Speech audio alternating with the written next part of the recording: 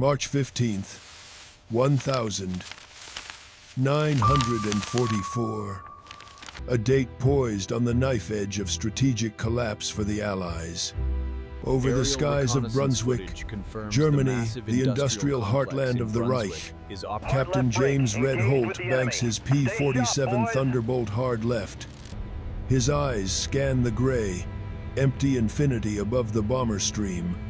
Below, 800 B-17, flying fortresses drone toward their targets. Each is a 10-man crew. Each carries enough ordnance to flatten a city block. This is the front line of the economic war, the attempt to bomb the German war machine into submission. But the machine is biting back, and it is biting hard. Somewhere in that vast, cold sky, German fighters are gathering. Holt can feel it. The statistics are not just numbers. They are an epitaph being written in real time. Since January, the 8th Air Force has lost 284 heavy bombers. That is 2,240 trained airmen, flyers, navigators, bombardiers, gunners who will not see home again. It is an attrition rate that no military can sustain. Fighter escorts like Holt's 359th Fighter Squadron are stretched to the breaking point, a thin blue line that cannot be everywhere at once. The Luftwaffe knows this. They have adapted. A German pilot named Hamann Yesef Pips Priller has developed a devastatingly simple, psychologically brutal, new doctrine. In December 1943, he realized what Allied command had not yet grasped. Damaged bombers are predictable. A healthy bomber fights, Priller wrote in his tactical doctrine, distributed to JG-26. A crippled bomber runs. It separates from the herd. We do not hunt the strong. We cull the weak. The new German tactic is chillingly efficient. Ignore the escorts. Hit the stragglers. These are the damaged bombers limping behind the formation. The crippled birds with feathered props and smoking engines. Easy meat. Yesterday, Holt watched helplessly as 6 Focke-Wulf, 190 seconds, swarmed a damaged B-17. The bomber lasted 43 seconds. This morning's intelligence briefing confirms the same pattern across 37 missions. German fighters are specifically targeting aircraft, showing battle damage, refusing to engage the fighter screens. The math is simple and brutal. When fighters escort healthy bombers, the Germans wait. When a bomber shows damage, the Germans pounce, often 3 miles away from where the American escorts are flying. By the time Holt's squadron reaches the attack, it's over. We're not protecting the right planes. Holt mutters into his oxygen mask. The results are devastating. In January 1944 alone, 73% of bombers lost over Germany are stragglers. The Luftwaffe develops Wolfpack tactics designed to exploit this. German fighters orbit at a distance, watching, waiting for the telltale signs. Then they strike. American Fighter Command tries everything. They assign rescue fighters to escort damaged bombers home. The Germans wait until those escorts hit their fuel limit and turn back. They increase patrols. The Germans attack in the gaps. They develop new radio protocols. The Germans jam the frequencies. On February 28th, 1944, Major General William Keup Tainer, commander of 8th Fighter Command, holds a crisis meeting. Gentlemen, he states, we have a problem that tactics alone cannot solve. The enemy has turned our wounded into bait. Every crippled bomber becomes a death sentence. The experts agree the solution is preventing damage in the first place. Better armor, tighter formations. But these are engineering solutions that will take months. Men are dying today. The frustration is boiling over. Lieutenant Colonel Joseph Dickman of the 359th throws his cap across the briefing room after losing 3 fighters trying to protect a single damaged B-24. They're using our wounded as traps. We see a limping bomber. We rush to help, and suddenly we're outnumbered 4-1, with our fuel halfway gone. It's brilliant. It's ruthless. And I don't know how to stop it. The consensus among tactical experts is clear. There is no counter except to abandon the stragglers. A survival of the fittest policy is quietly suggested. The proposal reaches General Eisenhower's desk. He writes one word across it in red pencil. Never. Never. Never. But noble sentiment doesn't save lives. The losses continue.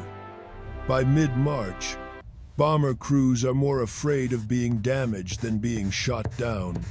Getting crippled means a slow, 30-minute chase, while German fighters take turns shooting pieces off your airplane. The psychological toll is measurable. Mission abort rates climb.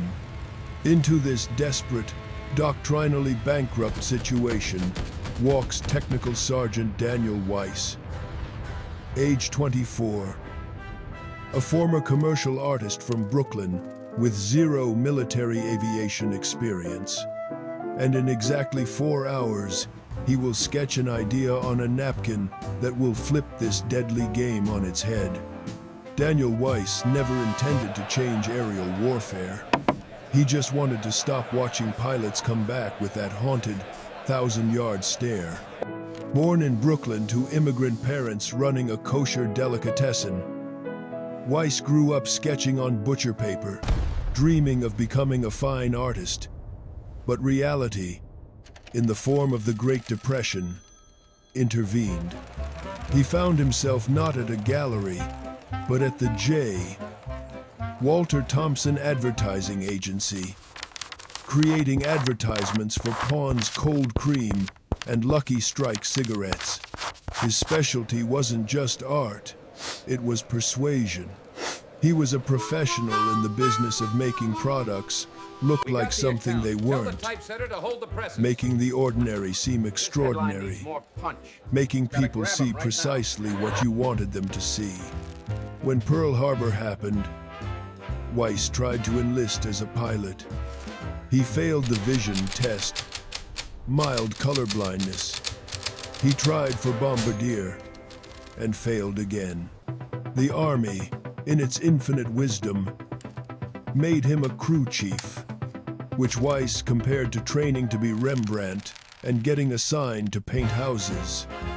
But he was meticulous, and critically, he retained his ad man's brain. He understood the crucial difference between how things look and how things are. This distinction, celebrated in advertising, is a doctrinal in the military, which prizes standardization and visible strength. When aircraft returned from missions, Weiss was the one who surveyed the damage, coordinated repairs, and returned planes to service. Over 6 months, he learned to read battle damage like a language. He knew what flak bursts looked like on aluminum skin. He knew how 20mm cannon shells clustered versus machine gun fire. He knew, intimately, which damage was fatal and which was merely theatrical. He was a forensic analyst of aerial combat, a role for which no training manual existed. On the evening of March 15th, he's sitting at a corner table in the officers' club. He is technically off limits as an enlisted man, but tolerated. He's popular, a quiet presence who listens while pilots process the day's losses. The air is thick with smoke, stale whiskey, and a tangible, corrosive fear. Captain Holt is 3 whiskeys deep, reliving the B-17 he couldn't save. They can smell wounded aircraft, Holt says, his voice raw. Like sharks smell blood. How do you fight an enemy that won't engage unless they have the absolute advantage? Weiss is half listening, sketching on a cocktail napkin, an old nervous habit. He's drawing a P-47, but he's adding theatrical battle damage. Smoke trails from the engine that don't quite look real. Bullet holes that are too symmetrical. It's a caricature of damage. Then his pencil stops. He stares at the napkin. The adman's brain, the artist's eye, and the crew chief's technical knowledge suddenly converge. He's not seeing a drawing. He's seeing a campaign. He's seeing the solution. What if we make them think they have the advantage? Weiss says quietly. Holt doesn't hear him. Weiss says it louder, cutting through the haze of the room.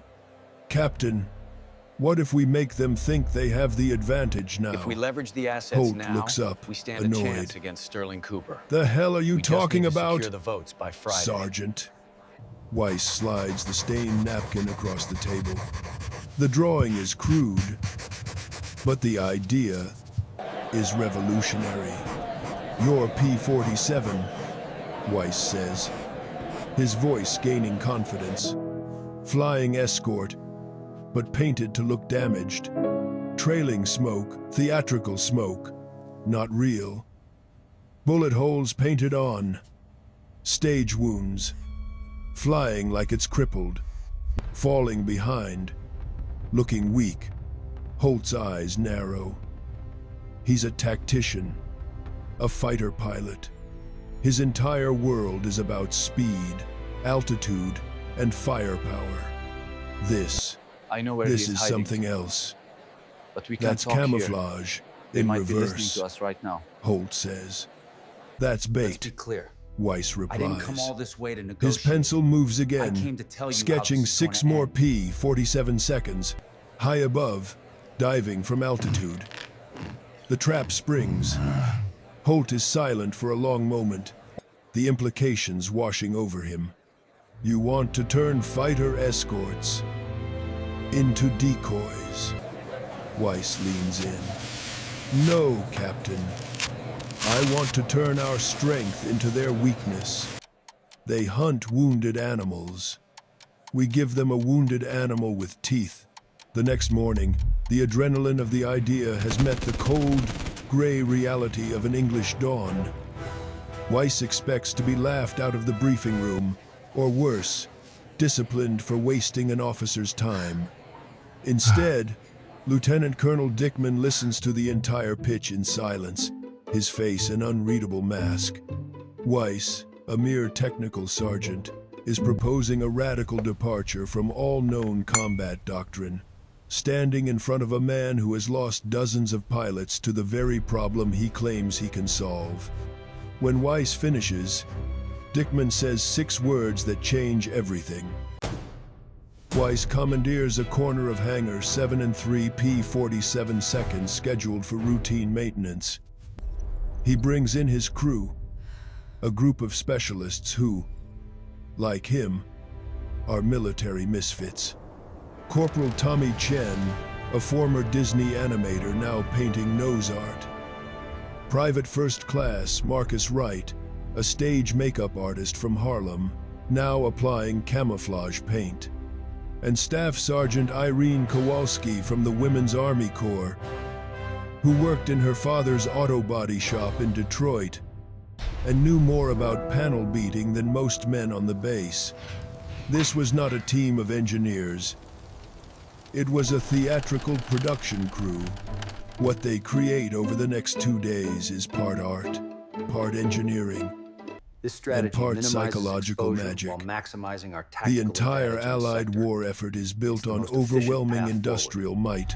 More planes, more bombs, more fuel, This idea is different.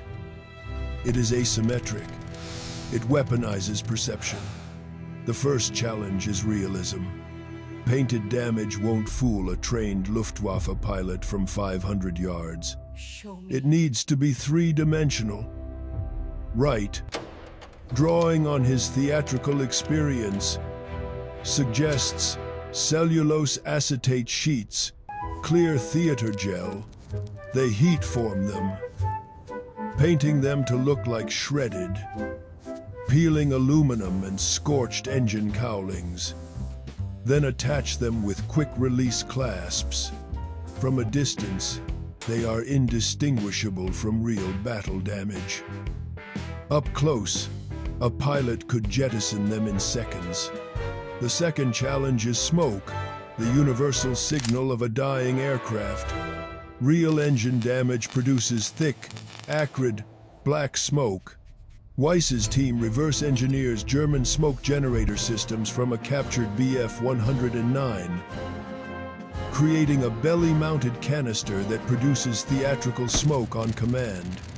It's controllable from the cockpit, white for a glycol leak, black for an oil fire. The smoke looks wrong to a trained mechanic like Weiss, but it looks perfect to a fighter pilot at 3,000 yards deciding whether to attack. It is a visual cue designed to trigger a specific, conditioned, and lethal response. The third challenge is the most difficult: behavior.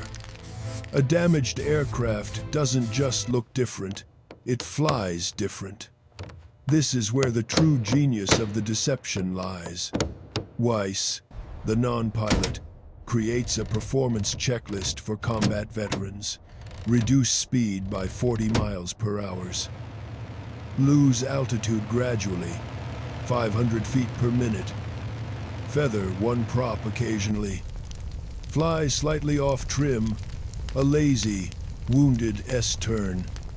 Captain Holt practices the technique, flying a perfect, agonizing imitation of a crippled aircraft while maintaining full combat capability. This requires a new kind of pilot, a new kind of discipline to intentionally fly slow and vulnerable, to invite attack, trusting that the trap will spring. On March 17th, they present all three modified P-47 seconds to Lieutenant Colonel Dickman. He walks around them, studying every detail. He touches the fake, damaged panels. He watches the smoke generators cycle. He says nothing. Finally, he speaks, his voice low. This violates the laws of war. False flag operations, flying under false pretenses. Weiss, forgetting his rank, interrupts. Sir, we're not changing our markings. We're still clearly American aircraft. We're just exaggerating our condition. Dickman's eyes are cold. This is completely against doctrine. Fighters are offensive weapons, not bait. Sir, with respect, Captain Holt says, stepping forward. Simulated damage on this The Thunderbolt Germans looks made our authentic enough bombers for the into bait. demonstration. Agreed. We're just Let's move to returning the next section. favor. Dickman is quiet for another long moment. This is a career-ending decision. It's not just unorthodox. It's a complete rewriting of aerial engagement. He turns to his operations officer. How long to brief a full squadron on these performance techniques? 48 hours, sir. Do it, So if you could just Dickman confirm your says. whereabouts on the night But of nobody the 5th. talks No, about this. Listen to me. You have to understand. Not I to didn't other do this. squadrons. I swear I didn't Not to do it. intelligence. Not to God himself. If this works, we'll expand it. If it fails, he looks directly at Weiss. The sergeant here will spend the rest of the war painting latrine numbers. But a secret this big, this audacious, cannot be contained. Word leaks faster than classified secrets should. Within 72 hours, Colonel Hub Zemke, of the 56th Fighter Group, a living legend, the most successful fighter commander in the theater, hears about the crazy decoy scheme at the 359th. He drives over personally. Zemke watches a demonstration flight. 3. Damaged. P-47 seconds, limp across the sky, smoking and wobbling. 8 more P-47 seconds orbit at 15,000 feet. Invisible. The decoys perform perfectly. Wounded birds. Irresistible targets. When they land, Zemke corners Dickman. Not yet, sir. Because they'd shut it down immediately. That's my assessment. Yes, sir. Zemke, a man who rewrote tactical doctrine, considers this. This is either genius or a court-martial. I want in, Zemke says. Either way, I want my group involved before headquarters buries it. March 20th. The demonstration that will decide everything. The project, now codenamed Operation Jester, is facing its executive review. Fighter Command sends Major General William K. Obtainer and a staff of 12 officers to evaluate the program before authorizing or prohibiting its use. They gather in the briefing room at bottom. The room is packed and humid with nervous tension. Squadron commanders, intelligence officers, Army Air Force's legal staff, and one very nervous technical sergeant who is beginning to regret every life choice that led to this moment. Weiss presents the concept. He uses the technical drawings, the performance data from Holt's test flights, and the theatrical smoke canisters. He uses words like deceptive engagement protocol and asymmetric response strategy because they sound more military than we're going to fool them with paint and trap them. He explains the fake, damage, the theatrical smoke, the wounded flying performance, and the hunter element high above. The legal officer, a major from the Judge Advocate General's Corps, interrupts immediately. This constitutes perfidy, he states flatly, his voice carrying across the silent room. Under Article 23 of the Hague Convention, using false signals of distress to lure the enemy is explicitly prohibited. The room erupts. 16 officers are talking at once, voices rising. Some, mostly the combat line commanders, support it. Anything to stop the bleeding. Others, primarily the staff officers, condemn it. We're not Nazis. We don't use deception. Sir, the argument splits along predictable, I must object to this line of bitter questioning lines. immediately. The men who fly the missions versus the men who write the reports.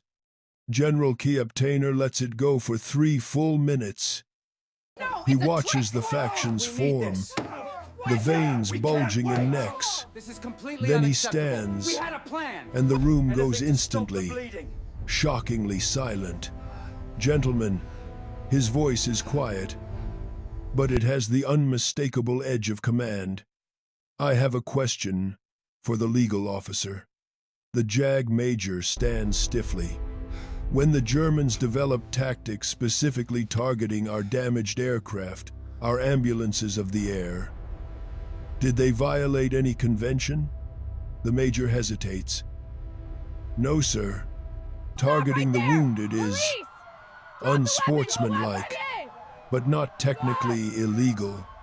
Unsportsmanlike. Now. The window is closing. Key Obtainer repeats the We word, don't have confirmation. letting it hang in We the can't air risk like it. poison. It's too soon. And when we paint our aircraft to resemble damaged aircraft, we are engaging in deception.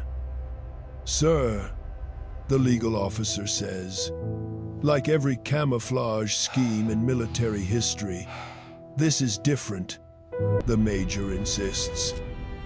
Because it makes the enemy uncomfortable instead of us? Kiaptainer's voice is now ice. The Germans turned our wounded into death traps. They weaponized our compassion. They forced our pilots to watch their friends get torn apart. And they did it by exploiting a vulnerability. And you, he points a finger, are telling me we cannot respond because it's unsportsmanlike? The legal officer has no response. He sits down. Kiaptainer turns to Captain Holt. You've flown this profile. Can you maintain combat effectiveness? Yes, sir, Holt says, his voice clear. Full defensive capability, full offensive capability. We're just acting. He turns to Colonel Zemke. Colonel, your assessment. Zemke, the legend, stands. Sir, this is the first genuinely innovative tactical development I've seen since arriving in theater. Fighter Command has been reactive for 18 months, responding to German innovations, adapting to German tactics. This is proactive. This makes them react to us. I recommend immediate authorization for limited trials. Kiaptainer nods slowly, his eyes sweeping the room. Limited trials. 3 missions. If casualties exceed standard escort missions, we abort.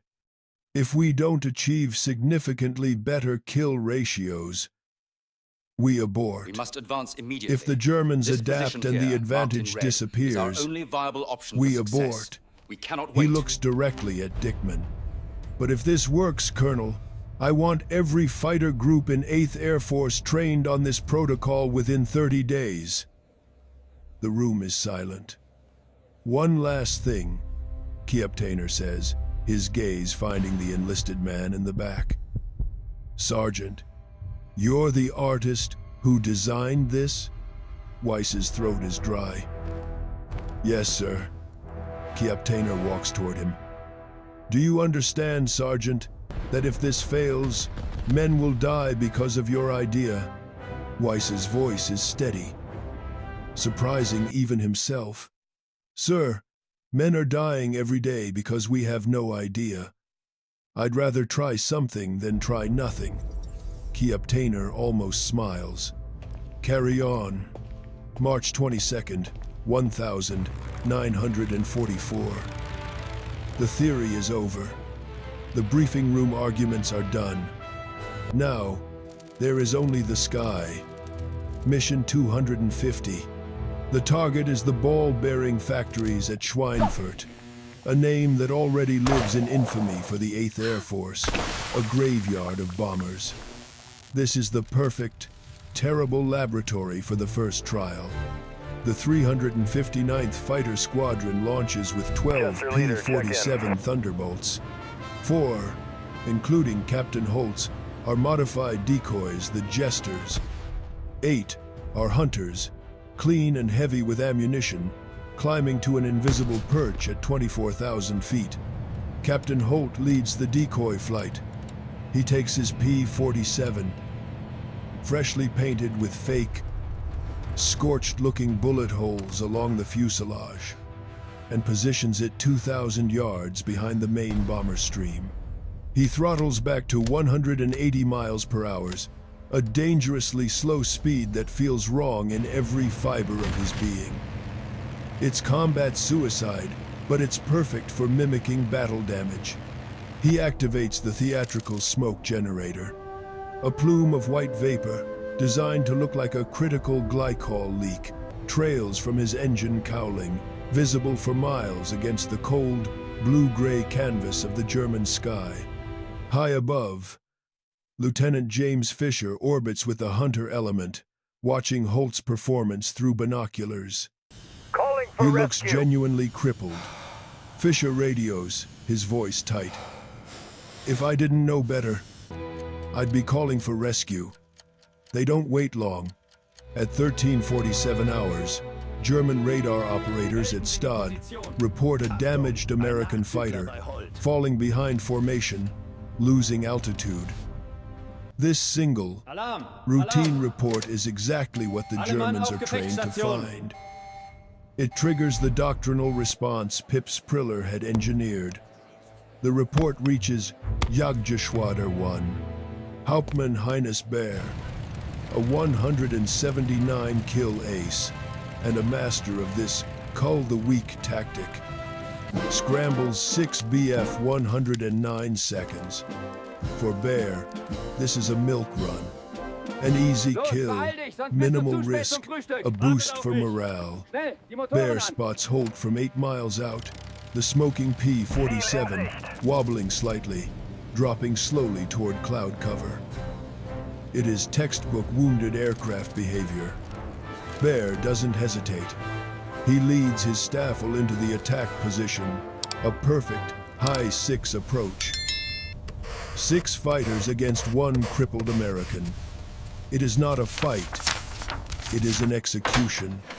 At 12,000 feet, Holt maintains his performance. He can see the German formation, black crosses against the sun, positioning for the kill. His right hand rests on the throttle. His left grips the stick. Every instinct, honed by 100 missions, screams to break, to run, to fight. Instead, he holds the wobble. He trusts the plan. He trusts the voice he cannot hear.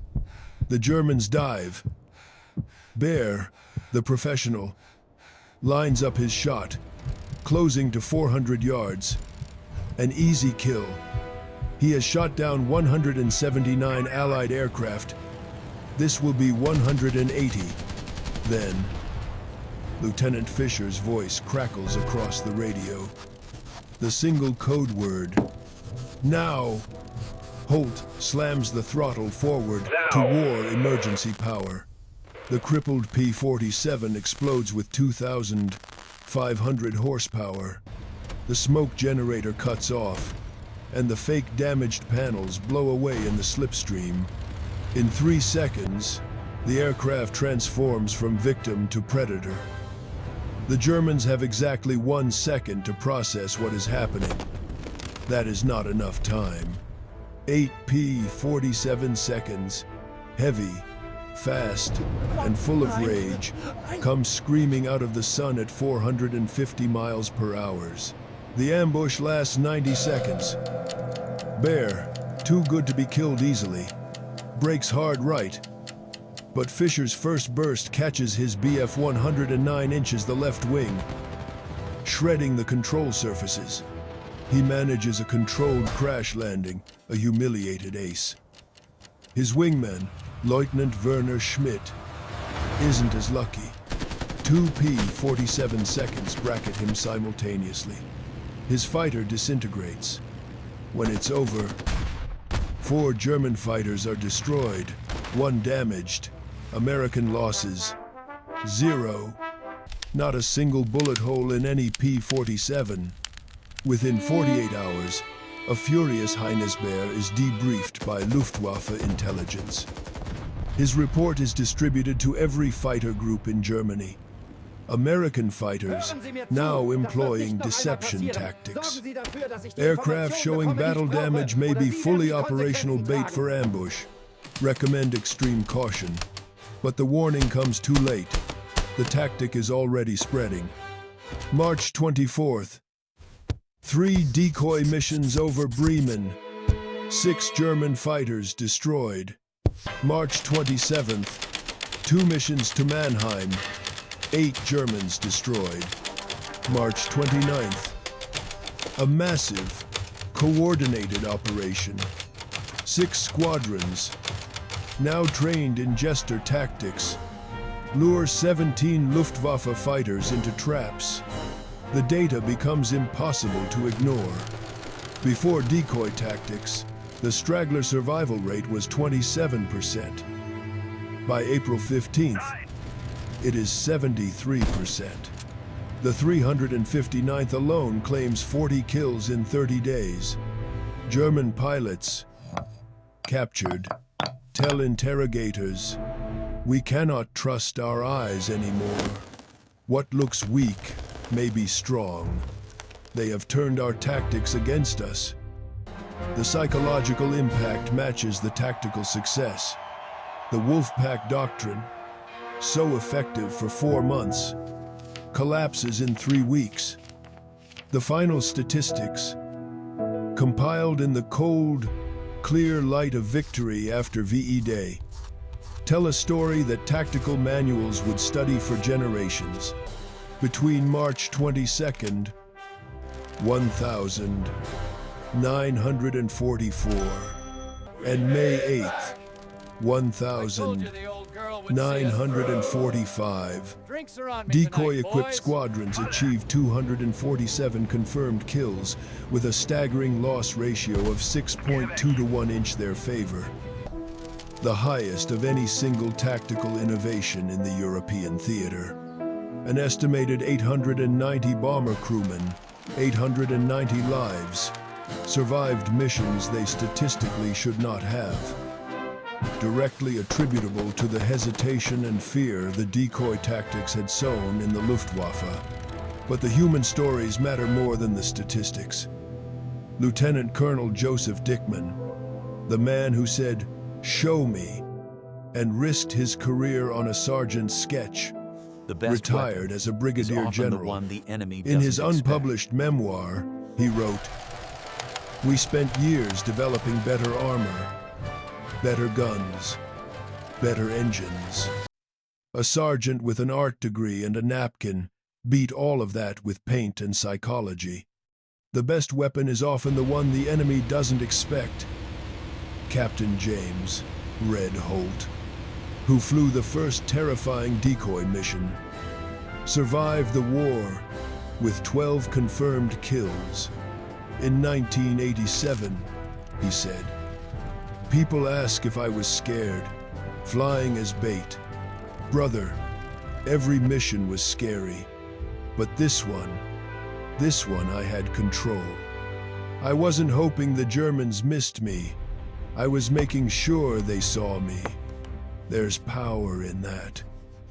Colonel Hub Zemke, the legend who championed the tactic, called it the most innovative use of psychological warfare he witnessed. And Daniel Weiss, the Brooklyn artist, the tactical revolutionary, was awarded the Legion of Merit. The citation, classified until 1991, described his work only as the development of advanced camouflage techniques. He refused promotion to officer rank 3 times, and after the war, returned to advertising. He never spoke publicly about the program. When tracked down by a historian in 1989, he was dismissive of his own genius. "I just solved a visual problem. The Germans were looking for wounded aircraft. We showed them wounded aircraft. It wasn't genius. It was just understanding what people see versus what's actually there. That's what advertising taught me." Dear The Sergeant fake Weiss, damage you don't know program me. remained My bomber classified took flak. until 1991. But its legacy was written not in secret files, but in futures that were allowed to happen. In June 1945, B-17 pilot Lieutenant Robert McIntyre wrote a letter to Weiss. "Dear Sergeant Weiss, you don't know me. On April 7th, 1944, my bomber took flak. We lost 2 engines and fell behind formation. I called for fighters, expecting none. Instead, 3 P-47 seconds showed up, And here they painted are, to the look as next damaged as generation, we were. The growing Germans up too came. fast. Your fighters were waiting. They shot down 4. All 10 of us made it home. Because of paint. Because of deception. We're getting married next month. We're going to have kids. They're going to have kids. All because you thought differently about camouflage. Your idea didn't just save planes. It saved futures. Innovation in warfare rarely comes from those expected to innovate. It comes from outsiders who see problems differently. Unburdened by doctrine, a commercial artist looked at aerial combat and saw a visual deception problem. Career pilots saw only tactical limitations. Weiss's genius was perceptual. He understood that warfare is as much about what the enemy believes as what actually exists. The Germans believed damaged aircraft were vulnerable. Weiss made that belief their single greatest weakness. The lesson transcends World War II. The strongest position isn't always looking strong. Sometimes, it's making the enemy believe you're weak, right up until the moment you prove you are not.